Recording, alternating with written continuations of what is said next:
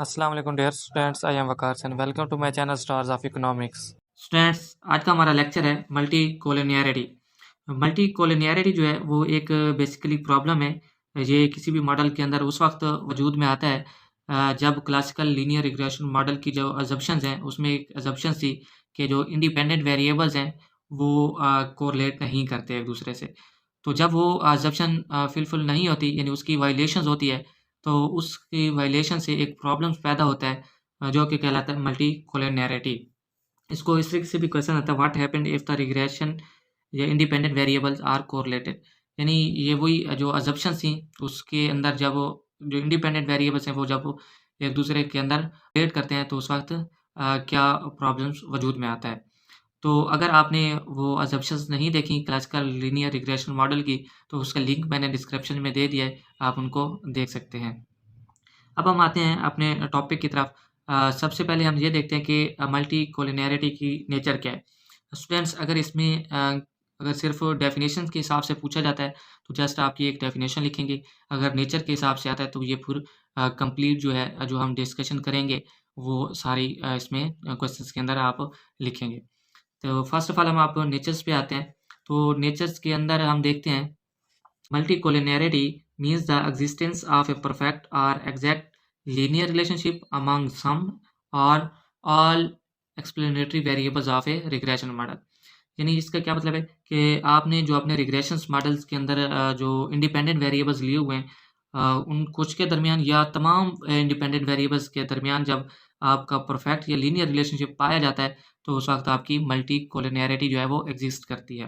अगर मैं इसको आपको एग्जांपल दिखाऊं एक मॉडल के ज़रिए कि ये एक हमारे पास मॉडल है y is equal to alpha plus beta one x one plus beta two x two plus mu. तो ये एक रिग्रेशन मॉडल है। इसमें y जो है वो डिपेंडेंट वेरिएबल है, एक्स वन और एक्स टू जो है वो इंडिपेंडेंट वेरिएबल्स हैं, अल्फा और बीटास जो है वो पैरामीटर्स हैं। तो वो ये बेसिकली हम लोग जो है वो एक मॉडल्स के अंदर इनकी वैल्यूज जो है वो फाइंड करते होते हैं। हम लोग इसकी इंटरप्रिटेशन इस तरीके से करते हैं कि one unit change in x one यानी इंडिपेंडेंट वेरिएबल्स की वन यूनिट चेंज होने से कितने यूनिट जो है वो डिपेंडेंट वेरिएबल्स में चेंज आता है। तो हम ये देखते हैं कि जो हमारे पास वाई डिपेंडेंट वेरिएबल्स है वो है कंजप्शन ऑफ स्टूडेंट्स, यानी इसलिए हमने सी एस लिखा है। Alpha plus beta one x one जो एक्स वन इंडिपेंडेंट वेरिएबल्स है वो हम कहते हैं कि पॉकेट मनी ऑफ स्टूडेंट्स, और plus beta to F I यानी इनकम ऑफ फादर। तो ये जो चीज़ें हैं पॉकेट मनी और फादर ऑफ इनकम जो है वो किस तरीके से आपके स्टूडेंट्स के कंजप्शन पे इफ़ेक्ट करती है। तो जो अजम्पशन थी हमारे पास क्लासिकल लीनियर रिग्रेशन मॉडल की, तो वो ये थी कि आपके जो ये दो इंडिपेंडेंट वेरिएबल्स आपके रिग्रेशन मॉडल के अंदर यूज़ हो रहे हैं इनके दरमियान कोई रिलेशनशिप नहीं पाया जाता। ये जो है वो एक दूसरे से इंडिपेंडेंट है। जबकि अगर ये कंडीशन फुलफिल नहीं होती, हम देखते हैं कि जब उन दो इंडिपेंडेंट वेरिएबल्स के दरमियान जब एक रिलेशनशिप पाया जाता है तो उस वक्त क्या है आपकी एक प्रॉब्लम एग्जिस्ट आती है मॉडल के अंदर जिसे हम मल्टी कोलिनियरिटी कहते हैं। तो हम अगर देखें तो जो कंजप्शन है स्टूडेंट्स की वो एक तो इफेक्ट होती है पॉकेट मनी से, ठीक है, उससे चेंज होती है, और दूसरा ये है कि फादर इनकम से भी चेंज होती है। क्योंकि जब जैसे-जैसे आपकी फादर इनकम इंक्रीज़ होगी तो आपकी कंज़प्शन जो है स्टूडेंट्स की वो भी इंक्रीज़ होगी। इसीलिए जब आपकी फादर इनकम जो है वो इंक्रीज़ होगी तो पॉकेट मनी भी इंक्रीज़ होगी। यानी ये जो 2 आपके इंडिपेंडेंट वेरिएबल्स हैं इनके दरमियान जो है वो रिलेशनशिप पाया जा रहा है। तो जब ये इन दोनों के दरमियान रिलेशनशिप पाया जाता है तो आपके मॉडल्स के अंदर जो है वो एक प्रॉब्लम एक्सिस्ट होता है जिसे हम लोग क्या कहते हैं मल्टी कोलिनियरिटी। इसी तरीके से अगर हम इसकी मज़ीद एक्सप्लेनेशन देखें तो यहाँ पे a problem occur when the explanatory or independent variables are very high correlated with each other and this problem is called multicollinearity। जैसे हम लोग अभी एग्जांपल में देख रहे थे कि आपके जो इंडिपेंडेंट वेरिएबल्स हैं जब वो एक दूसरे के साथ हाई कोरिलेट होते हैं तो उस वक्त जो प्रॉब्लम पैदा होता है वो हमारे पास मल्टी कोलिनियरिटी कहलाता है। तो इसी तरीके से एक और हमारे पास डेफिनेशन आती है, multicollinearity refers to the perfect or imperfect linear relationship among two or more than two explanatory या इंडिपेंडेंट वेरिएबल्स। यानी ये जो हम देखते हैं जो मल्टीकोलिनियरिटी है ये परफेक्ट और इम्परफेक्ट रिलेशनशिप पाया जाता है किसके दरमियान, दो या दो से ज़्यादा इंडिपेंडेंट वेरिएबल्स के दरमियान। अगर इसकी इम्प्लीकेशंस देखें तो हम लोग ये देखते हैं कि अगर if covariance between x one x two यानी आपके जो इंडिपेंडेंट वेरिएबल्स यूज़ हो रहे थे एक्स वन और एक्स टू उनके दरमियान अगर उनका कोवेरिएंस वो 0 आता है तो there is no multicollinearity problem, यानी इसका मतलब है कि ये दोनों इंडिपेंडेंट हैं, एक दूसरे से रिलेट नहीं कर रहे।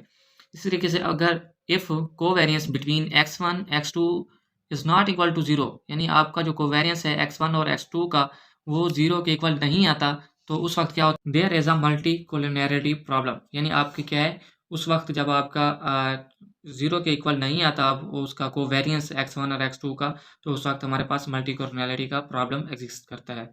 इसी तरीके से अगर देखें if covariance between x1 x2 equal to plus minus 1, there is a perfect multicollinearity, यानी अगर आपका -1 होगा तो फिर भी परफेक्ट मल्टी कोलिनियरिटी का प्रॉब्लम होगा, और अगर +1 होगा तो फिर भी आपका जो है हमारे पास परफेक्ट मल्टी कोलिनियरिटी का इफेक्ट आएगा। देन हम इसकी जो टाइप्स हैं वो डिस्कस करते हैं कि मल्टी कोलिनियरिटी की कौन सी टाइप है। There are following 2 main types of multicollinearity. Basically 2 types of multicollinearity को हम लोग यहाँ डिस्कस करेंगे, परफेक्ट मल्टी कोलिनियरिटी और इम्परफेक्ट मल्टी कोलिनियरिटी। जैसे हमने लास्ट डेफिनेशंस के अंदर देखा कि multicollinearity refer to the relationship between perfect and imperfect relationship between, यानी हम लोग ये देखते हैं कि उनके दरमियान परफेक्ट रिलेशनशिप कब होता है और इम्परफेक्ट रिलेशनशिप कब होता है। तो अगर हम परफेक्ट मल्टी कोलिनियरिटी की बात करें, if there is a perfect and linear relationship among two or more than two explanatory or independent variables is called perfect multicollinearity, यानी जब भी आपके इनकी 2 इंडिपेंडेंट वेरिएबल्स के दरमियान या उससे ज़्यादा भी हो सकते हैं, तो उनके दरमियान जब आपका परफेक्ट और लीनियर रिलेशनशिप पाया जाए उस वक्त आपकी परफेक्ट मल्टी कोलिनियरिटी पाई जाती है। तो इस वक्त इसकी कुछ इम्प्लीकेशंस भी होती हैं, वो हम देखते हैं कि इसकी जब परफेक्ट मल्टी कोलिनियरिटी होती है तो उस वक्त आपकी इम्प्लीकेशंस क्या होती हैं।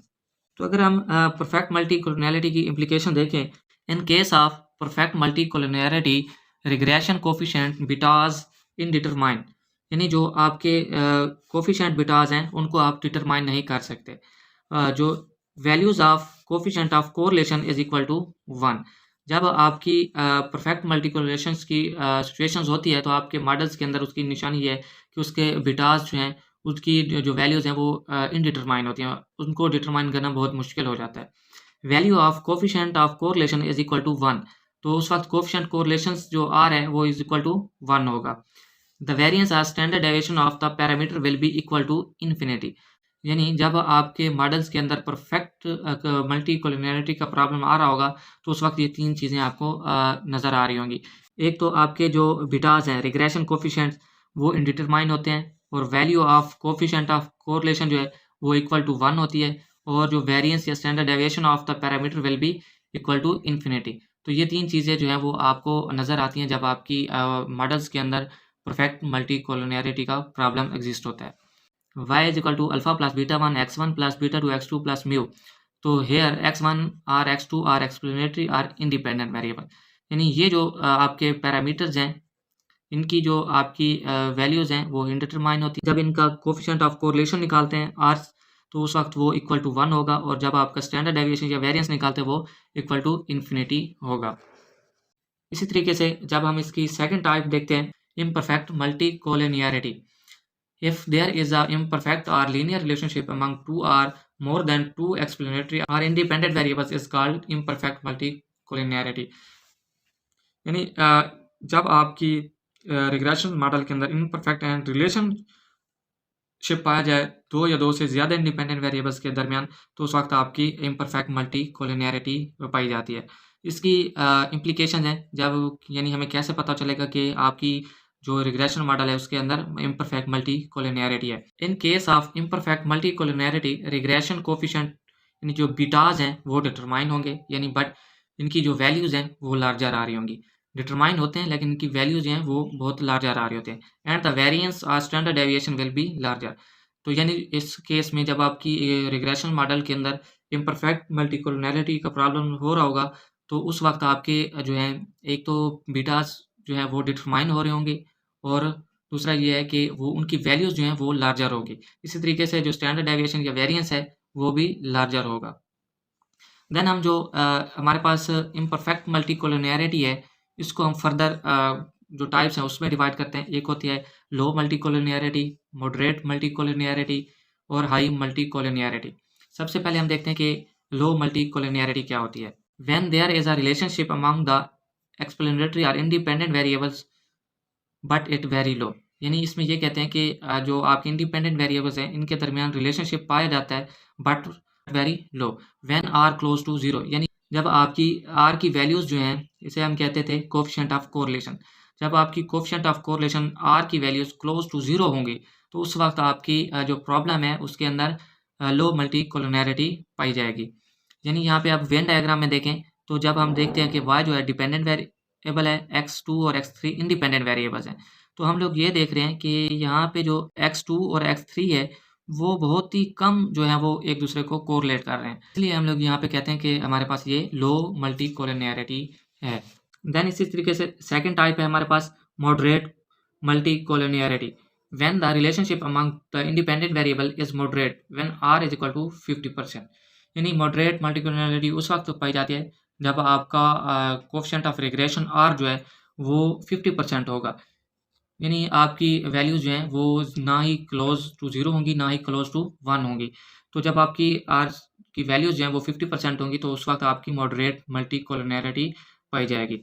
यानी हम ये देखते हैं कि y जो है उसी तरीके से वेन डायग्राम से y डिपेंडेंट वेरिएबल, x2 और x3 इंडिपेंडेंट वेरिएबल्स। जब हमने फर्स्ट इसकी टाइप देखी थी लो मल्टीकोलिनियरिटी की, तो उस वक्त ये जो आपके x2 और x3 इंडिपेंडेंट वेरिएबल्स हैं उनके दरमियान जो है वो बहुत ही कम जो है वो क्लोज टू जीरो जो है वो इफेक्ट आ रहा था। यहाँ पे हम देख रहे हैं कि यहाँ पे 50% आ रहा है, तो इस वजह से हम ये एक दूसरी टाइप है जब आपके उसके अंदर 50% जो है यूज आती है तो आपकी मॉडल्स के अंदर मॉडरेट मल्टीकोलिनियरिटी का प्रॉब्लम एग्जिस्ट होगा। देन थर्ड नंबर पे है हमारे पास high multicollinearity. High multicollinearity कब होगी, जो आपकी आर की वैल्यू है, जो कोएफिशिएंट ऑफ रिग्रेशन है ये क्लोज टू 1 होगा, तो उस वक्त जो आपका मॉडल है उसके अंदर हाई मल्टी कोलिनियरिटी का प्रॉब्लम एग्जिस्ट हो रहा होगा।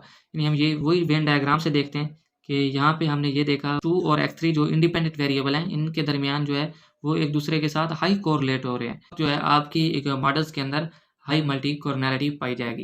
यानी हमने 3 टाइप्स जो पढ़ी, जो हमने देखा कि अगर फर्स्ट टाइप के मुताबिक अगर आपकी आर की वैल्यूज जो है क्लोज टू जीरो होती हैं तो उस वक्त आपकी मॉडल्स के अंदर लो मल्टी कोलिनियरिटी का प्रॉब्लम होगा। इसी तरीके से अगर आर की वैल्यू 50% हो रही है तो उस वक्त आपकी जो है वो मॉडरेट मल्टी कोलिनियरिटी होगी। इसी तरीके से अगर आर की वैल्यू क्लोज टू 1 है तो उस वक्त जो है वो हाई मल्टी कोलिनियरिटी का प्रॉब्लम एग्जिस्ट करेगा।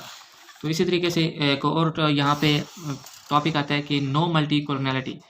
तो if there is a no imperfect और लीनियर रिलेशनशिप बिटवीन 2 और more than 2 independent variable is called no multicollinearity. यानी ये वो इसको हम लोग वो भी कह सकते हैं जो क्लासिकल लीनियर रिग्रेशंस की अजम्पशन थी, तो बेसिकली ये वो अजम्पशन है। यानी वो उसमें यही बताना चाह रहा है कि अगर इन दोनों के दरमियान जो है इंडिपेंडेंट वेरिएबल्स हैं जो आपके उनके दरमियान कोई रिलेशनशिप नहीं पाया जाता तो आपकी मल्टी कोलिनियरिटी नहीं होती। यानी यहाँ पे हमने देखा कि वेन डायग्राम के मुताबिक जो y हैं वो x2 और x3 जो इंडिपेंडेंट वेरिएबल हैं वो इफेक्ट नहीं कर रहे एक दूसरे के साथ, यानी जो x2 और x3 हैं ये एक दूसरे से कोरिलेट नहीं कर रहे। तो ये थी बेसिकली आपकी क्लासिकल लीनियर रिग्रेशंस मॉडल की अजम्पशन, जिसके मुताबिक जो है वो आपके इंडिपेंडेंट वेरिएबल्स हैं वो जो है एक दूसरे के साथ कोरिलेट नहीं करते। अगर वो कोरिलेट करेंगे तो आपके मॉडल्स के अंदर मल्टी कोलिनियरिटी का प्रॉब्लम एग्जिस्ट होगा। स्टूडेंट्स, ये था आज का हमारा लेक्चर। इसमें अगर किसी किस्म का कोई भी क्वेश्चन है तो आप हमें कमेंट सेक्शन में पूछ सकते हैं। अगर आपको इस टॉपिक के नोट्स चाहिए तो आपको नोट्स भी मिल जाएंगे। आप या तो हमें कमेंट सेक्शन में जो है कमेंट कर सकते हैं या आप हमारे डिस्क्रिप्शन में जाके व्हाट्सएप लिंक दिया गया है, आप वहाँ से भी हमें कॉन्टैक्ट कर सकते हैं। अगर आपको हमारी वीडियोस अच्छी लगी है तो आप हमारे चैनल को सब्सक्राइब करें, शेयर करें, लाइक करें और बेल आइकन को भी प्रेस कर दें ताकि जब न्यू नोटिफिकेशन आए तो आपको इजीली मिल सके।